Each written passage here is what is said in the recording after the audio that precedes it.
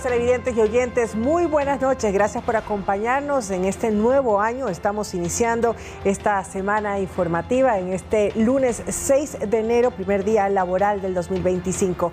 Gracias por también acompañarnos a través de las plataformas digitales en el telégrafo.com.es, ecuadortv.es, en el dial de Pública FM y a través de nuestras redes sociales. Fernando Estrada me acompaña. Fer, buenas noches, ¿cómo estás? ¿Qué tal, Meche? ¿Cómo estás? Un fuerte abrazo para ti y para todos, deseándoles que sea un gran año en este 2025. Y recuerden que sus pantallas, como siempre, les recomendamos que ya estén pendientes del código QR, el cual los invitamos a escanearlo con su teléfono celular para acceder a información actualizada y verificada que tiene para ustedes el telégrafo digital.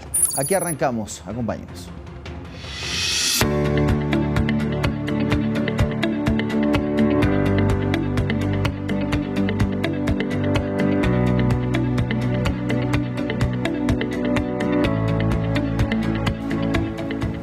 Bien, este 5 de enero inició oficialmente la campaña electoral en nuestro país y concluirá el próximo 6 de febrero, tiempo en el que los candidatos podrán recorrer el país y presentar sus planes de trabajo con sus votantes. Serán 33 días de campaña electoral que inició este domingo 5 de enero y concluirá el próximo 6 de febrero, tiempo en el que los candidatos podrán promocionar sus propuestas y planes de trabajo que podrán presentar a sus votantes mientras recorren el país. Las elecciones se desarrollarán el próximo 9 de febrero, día en el que se elegirán al presidente y vicepresidente de la República, 5 representantes al Parlamento andino, 151 representantes de la Asamblea Nacional, entre nacionales, provinciales y de las circunscripciones del exterior. De ser necesario, una segunda vuelta electoral se contempla para el 13 de abril. Datos oficiales establecen que al momento están empadronados para estos comicios cerca de 13.73 millones de votantes. Para el caso de la promoción electoral en medios de comunicación y vallas publicitarias, estos serán financiados con recursos públicos. La Constitución de la República establece que el Estado debe garantizar de forma equitativa e igualitaria la promoción electoral. Por esta razón, el CNE asigna a todos los candidatos el llamado Fondo de Promoción Electoral para que los destinen a la publicidad durante la campaña electoral. Esta ocasión, para las elecciones generales 2025, serán cerca de 14 millones de dólares. Sofía Vintimilla, Noticias 7. Y con el comienzo de la etapa de proselitismo electoral, la mayoría de los candidatos han preferido continuar en plataformas digitales. Sin embargo, en Quito sí se realizaron eventos públicos. Veamos un recuento. La campaña electoral ya se inició y los candidatos empezaron con sus actividades para buscar un voto. ADN, por ejemplo, realizó un evento público en el que acudió la candidata a la vicepresidencia, María José Pinto, y aspirantes a la asamblea como Diana Jacome. Todo esto con el fin de solicitar el respaldo que permita mantener el proyecto político por 4 años más. Luisa González también hizo la apertura de su campaña en la capital, mientras que otros candidatos se volcaron a las redes sociales, ya oficialmente. También comenzaron a brindar entrevistas en su calidad de candidatos o a realizar bailes y tendencias para TikTok.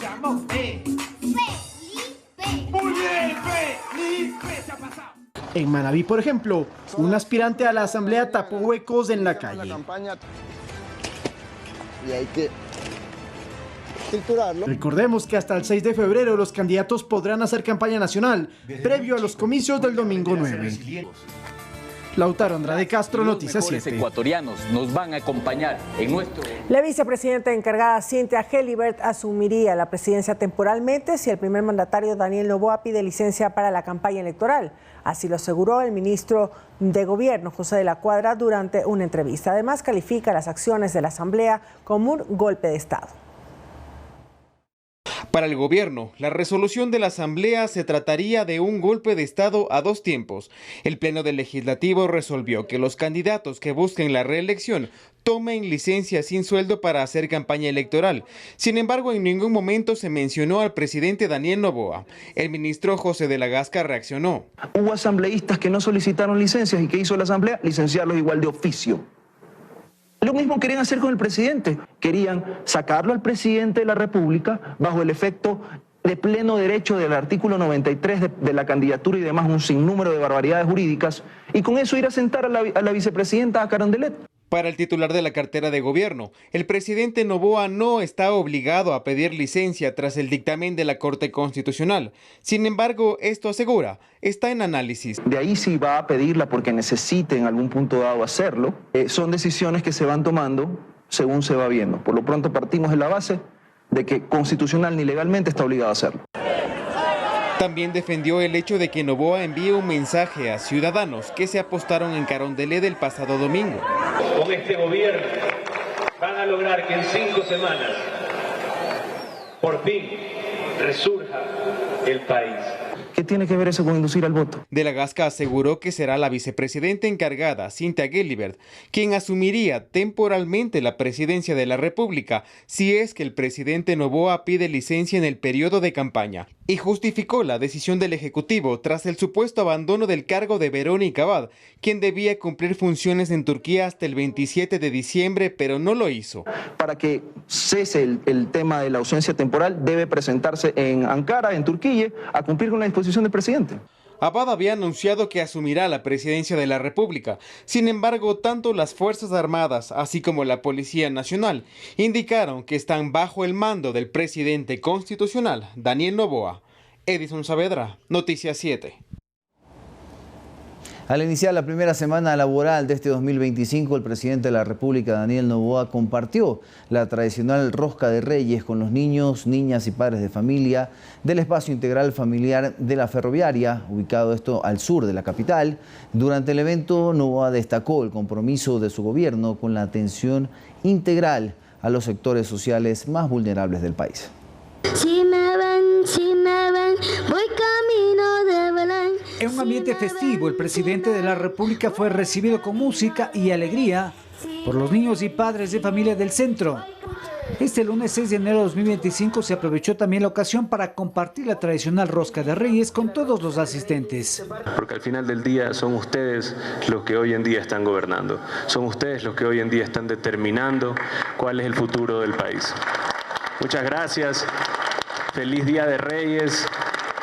El jefe de Estado resaltó el trabajo de las ministras y ministros, especialmente del Frente Social, y las inversiones realizadas en el sector, así como la proyección del trabajo para este año. Hemos hecho un trabajo titánico de varios ministerios para que se pueda rescatar esto que puede ser el corazón de la comunidad y el lugar donde cada una de las familias puede compartir, puede tener también un espacio para desarrollar cualquier actividad, si sea una actividad artística, también el cuidado de sus niños.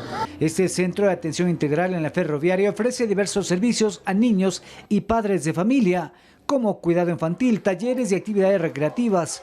Fue reabierto hace aproximadamente 6 meses con una inversión de más de $200,000 por parte del gobierno actual, luego de 12 años de abandono. Tenemos servicios sociales como educación, salud, telecomunicaciones. Tenemos los puntos digitales, tenemos coworking que funciona acá. Y aparte, algo muy importante que son los talleres. Tenemos taller de corte y confección, de belleza y la panadería más tecnificada y más tecnológica que tiene Quito. Los vecinos del sector agradecieron al gobierno por la recuperación de este centro que les permite organizarse y utilizar los diferentes servicios que presta. Para mí dejar a mi hijo aquí significa, me da seguridad, confianza, saber que hay un espacio donde nos reciben a toda la familia. Gracias por su compromiso con la comunidad. El Centro de Atención Integral Familiar de la Ferroviaria atiende también de lunes a sábado, incluyendo actividades deportivas. Rommel Garzón, Noticias 7. 98 asambleístas se principalizaron este lunes en la Asamblea. Ellos asumirán las curules de los parlamentarios que se acogieron a la licencia sin sueldo para hacer campaña por su reelección. Entre algunos de ellos hubo una que otra sorpresa por marcadas divergencias políticas con sus asambleístas titulares. Damos también la bienvenida a los... El Pleno de la Asamblea tiene caras nuevas. En total son 98 los parlamentarios alternos quienes se principalizaron este lunes para ocupar las curules de los asambleístas que se acogieron a la licencia sin sueldo para hacer campaña. Algunos de ellos ya tuvieron la oportunidad de actuar en el Pleno. Para otros fue su primera vez y por ende debieron refrescar conocimientos de procedimientos parlamentarios. Sin embargo, la polémica no estuvo ajena. Ana Cifuentes, por ejemplo, señaló que actuará como independiente pese a representar a Imbabura por el movimiento Construye. Yo voy a actuar en beneficio de mi pueblo, de mi provincia que nos eligió, más no es de venir aquí a cambiarse de camiseta. Fernanda Robles, alterna de Diego Matovella de ADN, también expuso cuál será su línea de trabajo. No, yo voy a trabajar autónoma, porque yo me debo al país y eso quiero que ahora que tengo la oportunidad de estar frente a los medios de comunicación, yo me debo al pueblo ecuatoriano. Esther Cuesta, quien asumió funciones como presidenta de la asamblea encargada, dijo que 98 asambleístas están con licencia sin sueldo, incluidos los de la bancada de ADN. No pueden entrar al pleno y eso sí fue algo muy claro que tuvimos en la resolución. Natalie Morillo, candidata a la reelección en la asamblea por el oficialismo, cuestionó en Noticias 7 la decisión adoptada por la asamblea la noche del pasado sábado. Lo que hicieron fue a nosotros bloquearnos desde la medianoche del sábado para amanecer domingo, el día de ayer. Ya nosotros no teníamos los accesos, las credenciales y tampoco podemos ingresar a la Asamblea Nacional. Y nosotros no vamos a permitir que se destruya lo que el presidente de la República ha podido realizar en todo este año de gestión. Por este cambio en la composición del Pleno Parlamentario, se mantiene suspendido el trabajo de las comisiones permanentes y ocasionales, ya que por ley un asambleísta alterno no puede asumir la presidencia ni vicepresidencia de cada una de las mesas legislativas. Javier Ceballos, Noticias 7. Y pese al receso legislativo y con una composición del Pleno Parlamentario con asambleístas alternos, en su gran mayoría, la Asamblea seguirá con el tratamiento de proyectos de ley que están pendientes para segundo debate. No hay certezas respecto al manejo de los temas considerados fuertes. La campaña electoral trastocó la modalidad de trabajo habitual de la Asamblea Nacional. Pese a que el Pleno del Legislativo estará integrado en las próximas semanas por asambleístas alternos, la primera función del Estado debe seguir con su tarea de evacuar los proyectos de ley rezagados o que están pendientes para segundo debate. En los últimos días de diciembre del año anterior, el Consejo de Administración Legislativa calificó 17 proyectos de ley. A estos se suman iniciativas legales pendientes de trámite, como la Ley Orgánica de la Contraloría General del Estado, reformas al Código de la Democracia, a la Ley Orgánica de Servicio Público, Ley de Movilidad Humana y al Código de la Niñez y Adolescencia, entre otras normativas. Rosa Belén Mayorga, asambleísta de la Revolución Ciudadana, considera que el debate legislativo no tiene por qué bajar de nivel si no están los legisladores principales. En efecto, cada vez es cuando se principaliza a alguien, no digamos solamente en este momento, sino cuando eso generalmente sucede, siempre va a ser responsabilidad nuestra, ¿no es cierto?, que ellos, nuestros compañeros alternos, puedan tener, o suplentes en este caso, pueden tener toda la información del caso y el apoyo también de los equipos técnicos para el ejercicio de sus funciones. Quienes se principalizaron este lunes esperan recibir de sus asambleístas titulares toda la información para seguir con el análisis de los temas pendientes. Vamos a analizar, vamos a ver, es mi segunda vez que vengo casi al año y esperemos pues poder trabajar en función del país, para trabajar para las mayorías, en función de que hagamos bien las cosas. Siguiendo la misma línea partidista, sin descuidar ningún aspecto que vaya en contra de la población ecuatoriana. Eso quiere decir aumento de impuestos, seguir peleando por la seguridad de todos los ciudadanos y lo más importante, mantener un marco jurídico que prevalezca y que se asiente en el Estado de Derecho, que eso es lo que nos preocupa ahorita como nación ecuatoriana y por lo tanto como Partido Social Cristiano. No hay certezas sobre el tratamiento de temas considerados fuertes, como las reformas parciales de la Constitución o el desarrollo de juicios políticos, porque no se sabe aún qué modalidad de trabajo tomarán las comisiones permanentes u ocasionales. Javier Ceballos, Noticias 7. El presidente Daniel Noboa Sino objetó totalmente el proyecto de ley de reformas a la Ley Orgánica de la Función Legislativa que aprobó la Asamblea Nacional a mediados de diciembre del año anterior. El proyecto planteaba una suspensión sin remuneración por 90 días a los asambleístas que incurran en los llamados camisetazos, es decir, cambiarse de una tienda partidista a otra. El Ejecutivo consideró que este cambio vulnera los derechos de libertad en la toma de decisiones, que se garantiza en el numeral 6 del artículo 66 de la Constitución. En referencia al enjuiciamiento político a los funcionarios del Estado y de un presidente o vicepresidente de la República, el jefe de Estado señaló que se vulneran las garantías constitucionales de no ser privado del derecho a la defensa en ninguna etapa o grado del procedimiento. Además, que no se observó que puede haber información catalogada como reservada o secreta en una investigación penal en contra de una autoridad interpelada. Según la ley orgánica de la función legislativa, cuando el presidente objeta totalmente un proyecto de ley, la Asamblea Nacional podrá volver a considerarlo solamente después de un año contado a partir de la fecha de la objeción. El gobierno del presidente Daniel Noboa construirá una nueva torre para el Hospital Enrique Garcés, ubicado en el sur de la capital, beneficiando a más de 4 millones de personas. La repotenciación del Hospital Enrique Garcés, ubicado en el sur de Quito, incluirá la adquisición de equipamiento médico, ampliación de camas hospitalarias, mejoras en infraestructura y la construcción de una nueva torre, que permitirá la atención de servicios especializados como oncología y diálisis. Es necesario mencionar que la repotenciación ha sido uno de los principales enfoques que ha tenido el gobierno del señor presidente Daniel Noboa para que la salud del país sea fortalecida. Las autoridades estiman que los beneficiarios serán alrededor de 4 millones de ciudadanos de forma indirecta y al menos 3 millones de personas de forma directa. Que durante muchos años ha sido olvidado por anteriores gobiernos y es por eso que hemos decidido trabajar por una repotenciación en un proyecto emblemático con una torre nueva de salud. Los estudios para la nueva torre hospitalaria comenzarán en el primer trimestre del 2025 y tendrán un plazo estimado de 6 meses. Parte de hospitalización de este antiguo edificio se trasladaría a esta nueva torre y dejando esta antigua edificación repotenciada, adecuada para una atención ambulatoria. Realmente es una gran satisfacción de que podamos seguir evolucionando y teniendo todas las herramientas que así se requieren para una mejor atención a los pacientes. El monto total para la obra es de cerca de $100 millones.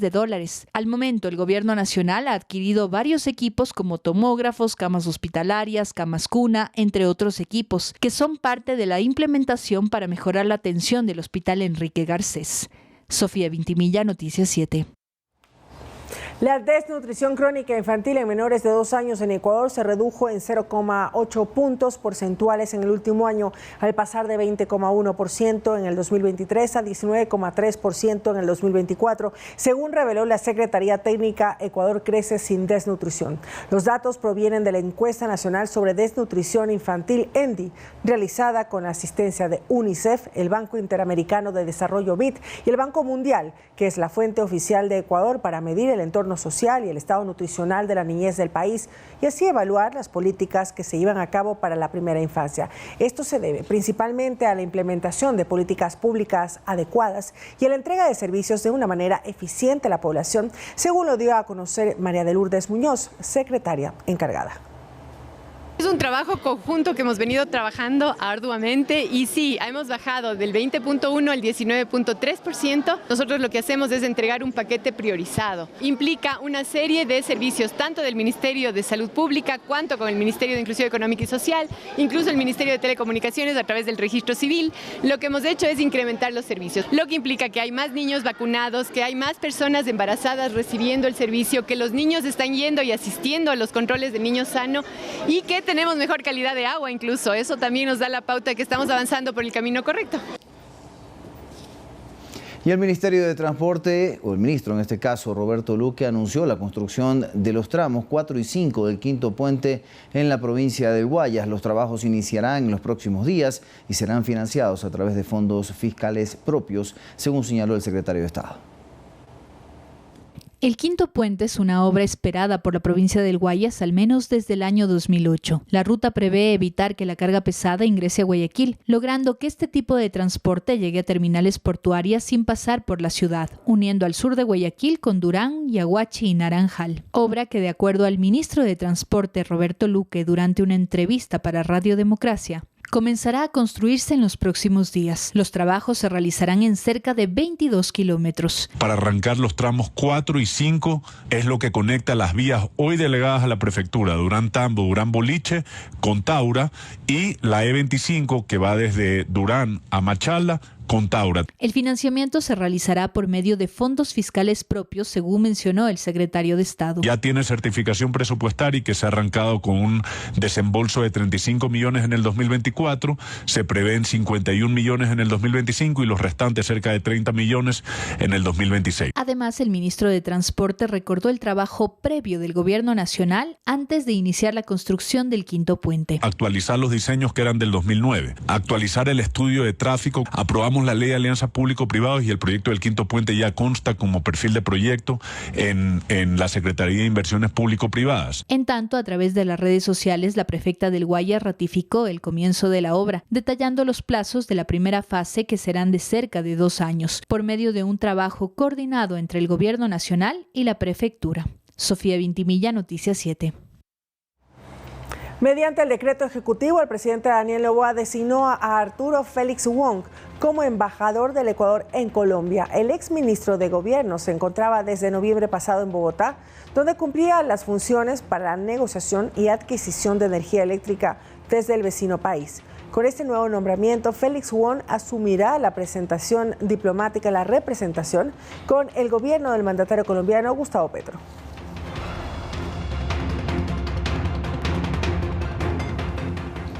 Y atención, porque más de 1,5 millones de ecuatorianos se movilizaron en los 5 días de feriado para iniciar este 2025.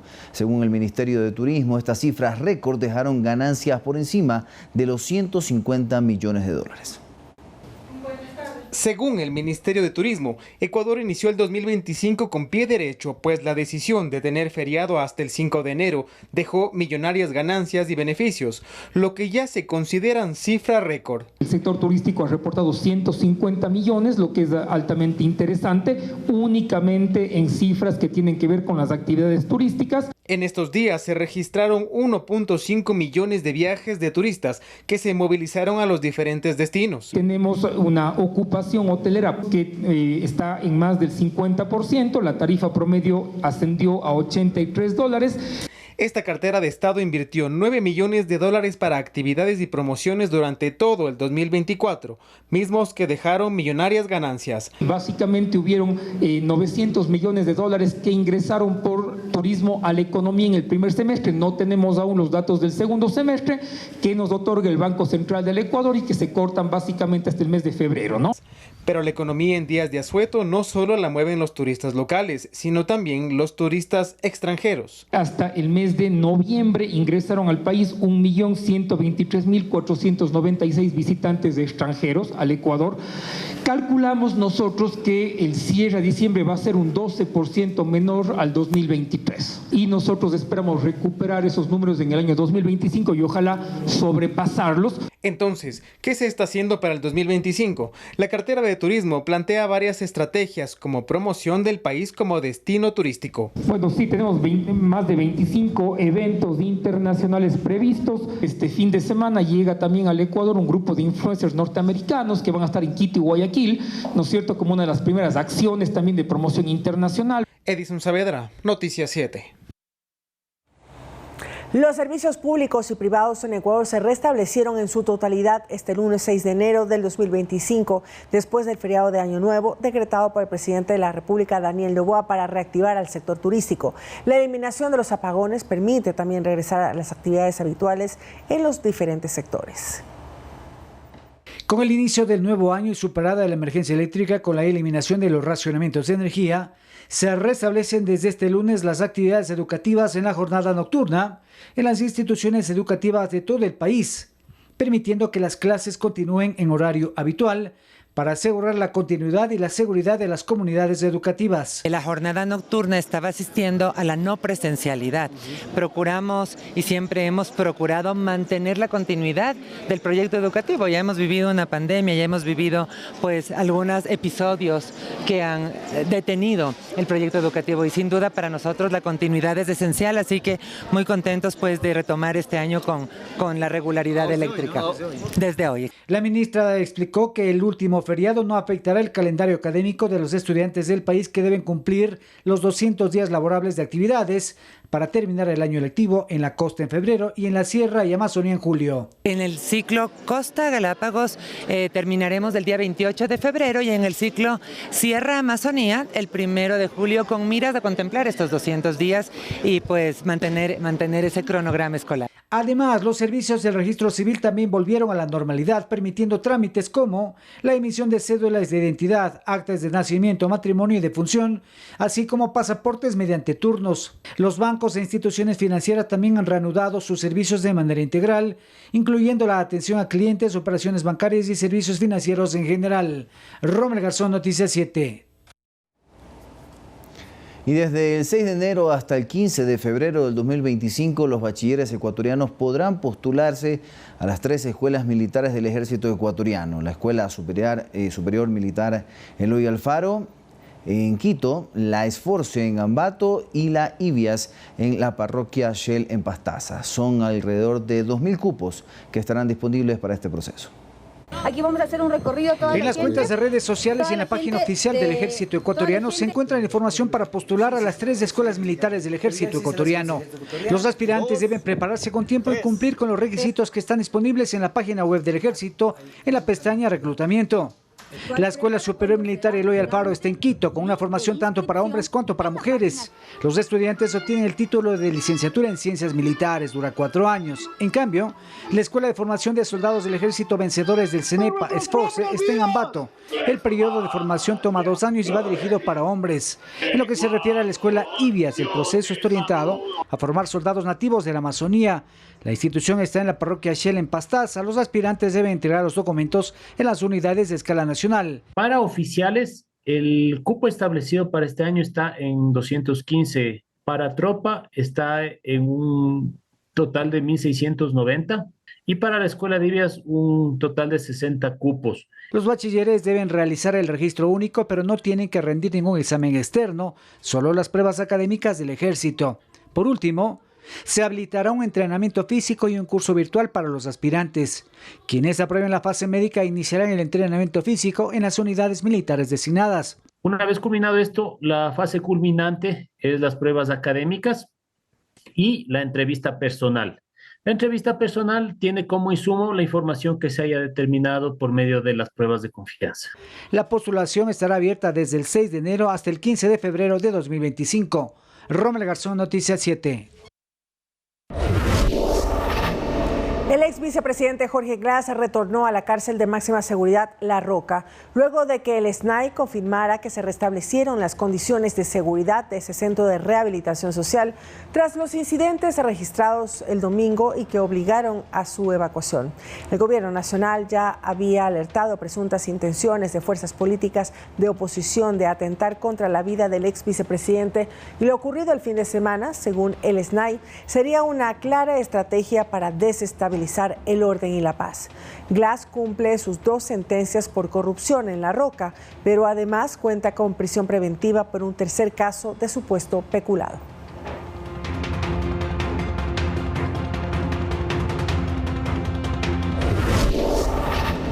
Y atención, porque el Ministerio de Salud informó que no existe evidencia de ningún virus nuevo que conlleve a declarar una emergencia sanitaria en el país.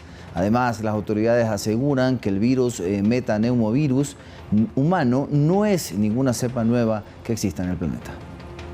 El metapneurovirus humano reportado en los últimos días en China es una cepa de una enfermedad respiratoria que no es nueva en el mundo. Los primeros registros datan del año 2001. En Ecuador, de acuerdo al Ministerio de Salud, durante el 2024 se registraron 9 pacientes con el virus. Ningún fallecimiento por este metaneumovirus humano. Entonces, no es que es un virus nuevo ni una cepa que acaba de llegar. Los síntomas de esta enfermedad son similares a la influenza o el COVID-19, por lo que para detectar qué tipo de virus porta la persona que padezca síntomas gripales, es necesario hacer una prueba PCR. Dolor de cabeza, congestión nasal, tos productiva, en algunos casos inclusive fiebre. Entonces, lo que se tiene que atacar es a estos síntomas para que el paciente se mantenga estable. El tratamiento depende de cada caso. Los especialistas recomiendan acudir al médico para evitar complicaciones que podrían desencadenar enfermedades graves. Vemos que el grupo de edad más afectado en cuanto a las IRAG, las infecciones respiratorias agudas graves, va entre el 1 y 4 años de edad. Al momento, el Ministerio de Salud informa que no existe evidencia de ningún virus nuevo que conlleve a declarar una emergencia sanitaria en el país. Además, pide a la población mantener las acciones preventivas como la vacunación. Si bien es cierto, la vacuna contra la influenza, contra la COVID-19, no va a atacar a este virus, al metaneumovirus humano, pero sí va a ser una barrera o una ventaja que vamos a tener. Ventilar los espacios, usar mascarillas si presenta algún síntoma de resfrío y el aislamiento preventivo son otras de las recomendaciones para evitar la propagación de enfermedades respiratorias. Sofía Vintimilla, Noticias 7.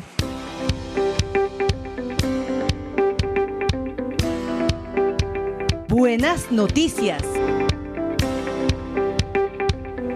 Durante las fiestas de diciembre, muchos se exceden con el consumo de alimentos. Esto puede provocar que el sistema digestivo se vea afectado.